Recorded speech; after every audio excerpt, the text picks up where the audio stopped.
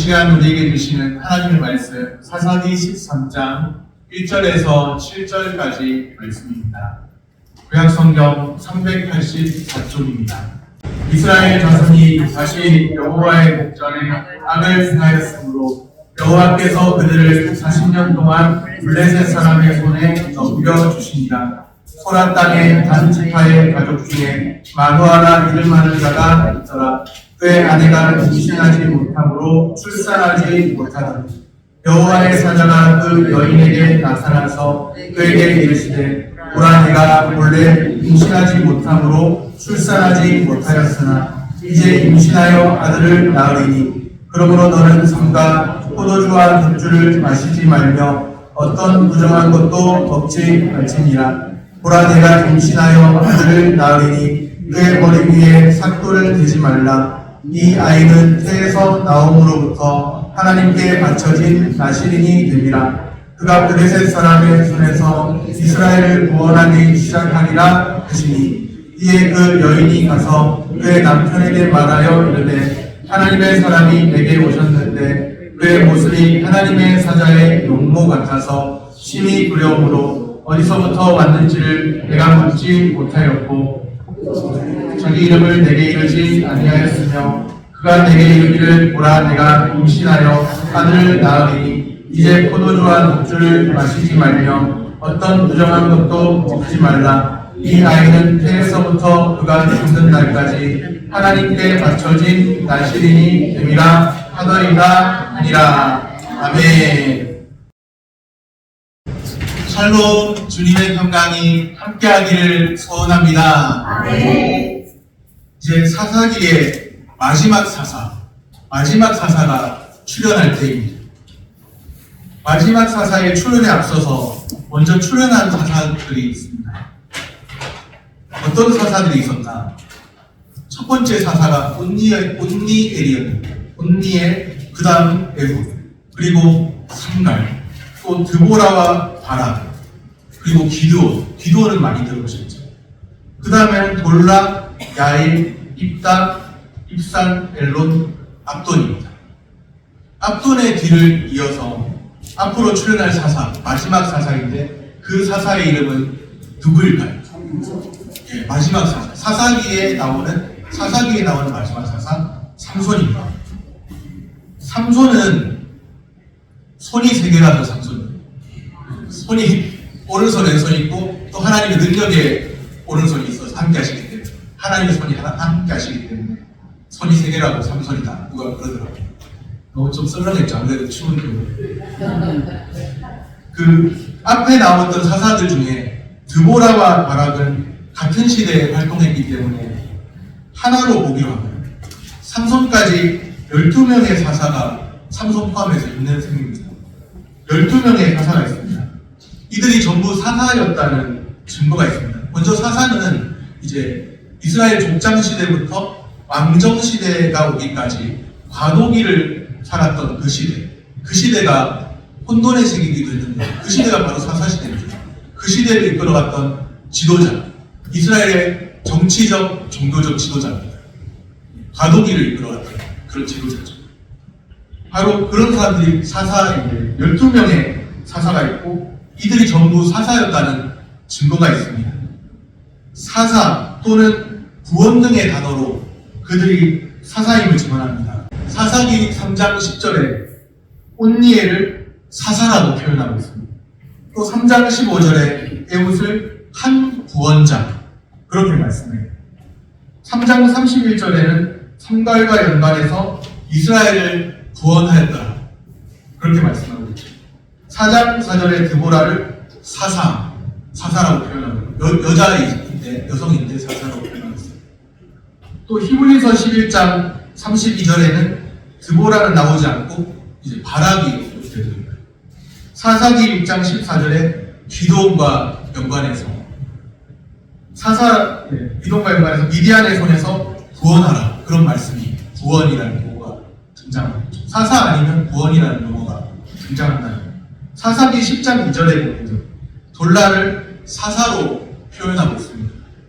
또 10장 3절에 야일을 사사로 표현하고 있고 또 12장 7절에 입다를 사사로 표현합니다. 12장 8절에 입산을 사사로 표현합니다. 12장 11절에 엘론을 사사로 표현합니다. 12장 13절에 압돈을 사사로 표현합니다. 그리고 16장 31절에 삼손을 사사로 표현합니다. 제가 이것을 이 화면을 보여드리는 이유는 사사가 많다는 거예요. 우리가 거쳐온 사사들이 많다는 거예요. 몇 명이나 되느냐? 사사 삼손까지 해서 12명 정도의 사사가 있다는 거죠.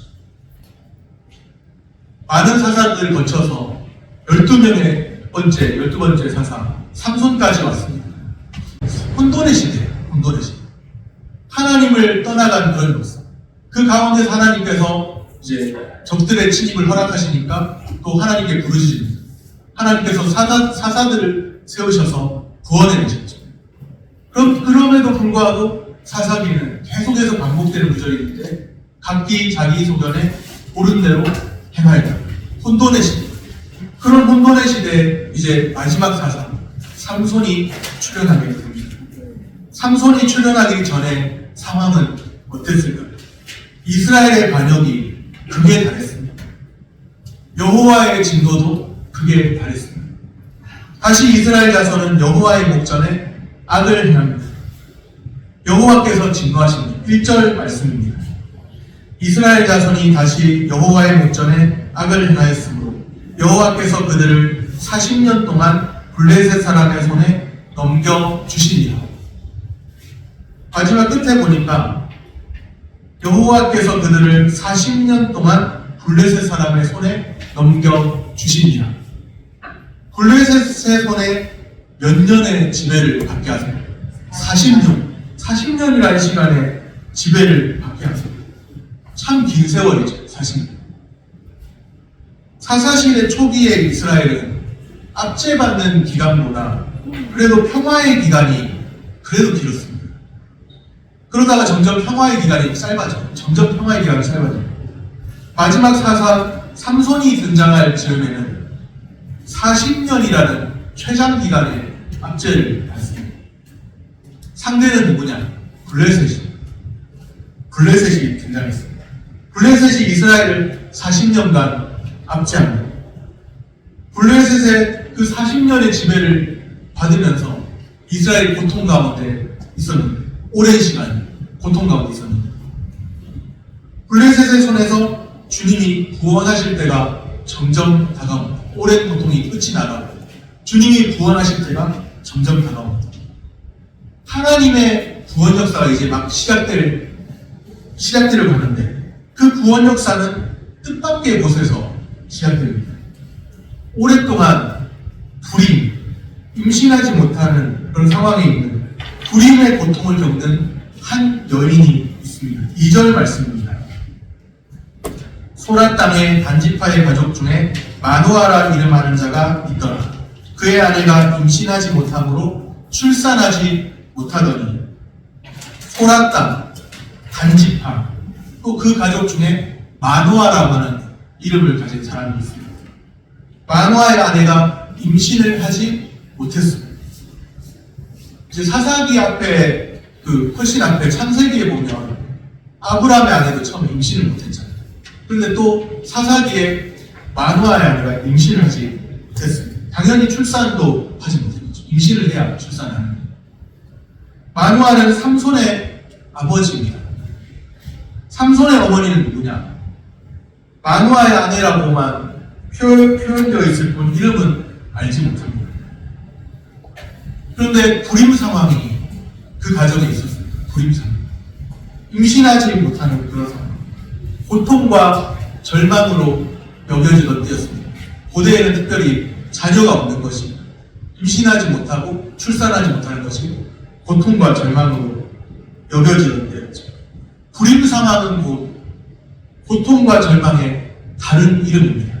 우리가 볼 때는 요즘에는 애 못 낳는 게 무슨 잘못인가, 오히려 더 자기들끼리 즐기며 살면 되지, 그렇게 생각하기 쉽지만 그 당시로서는 이제 자녀를 낳지 못하는 것이 고통과 절망의 때였습니다. 이 불임 상황이 보여주는 건 다른 것이 아니라 열매가 없는 것과 같잖아요. 사사시대의 혼돈과 또 평안이 없음을 경험하고 있는 이스라엘의 처지를 보여주고 있습니다. 그 가정의 불임 상황이 마치 그와 같다는 것이죠. 이스라엘은 경건의 열매를 알지 못합니다. 경건의 열매를 맺지 못합니다. 자녀를 낳지 못하는 불임 여인의 그 상황과 이스라엘의 상황이 같습니다. 오늘 우리도 열매 맺지 못하는 불임 상황 가운데 있지 않을까요? 그렇다 하여도 그런 우리에게 소망이 있습니다. 불임 상황 가운데 있어도 고통과 절망의 때에 있어도 소망이 있다는 것이죠. 3절 끝에 보면 이제 임신하여 아들을 낳으리니 여호와의 사자가 전한 말씀이 이스라엘의 소망입니다. 블레셋의 압제 가운데 있는 이스라엘에게도 하나님의 말씀이 그들을 건져내시겠다고 하시는 하나님의 말씀이 소망입니다. 불임 상황 가운데 있는 그 가정 가운데도 이제 임신하여 아들을 낳을 것이라고 하시는 하나님의 말씀이 그들의 소망입니다. 하나님의 말씀이 오늘 우리의 소망입니다. 우리가 그 어떤 상황 가운데 있어도 우리가 고통 가운데 있다 해도 하나님의 말씀이 우리의 소망입니다. 불임 상황, 고통과 절망의 상황에서 건져내실 주님이 계십니다. 살아계신 하나님이십니다. 그 하나님의 말씀이 우리의 소망인 줄로 믿으시기를 바랍니다. 불임 상황에서 주님의 말씀을 듣습니다. 5절에 보니 이렇게 말씀하죠. 보라 내가 임신하여 아들을 낳으리니. 아들의 출생이 예고됐습니다.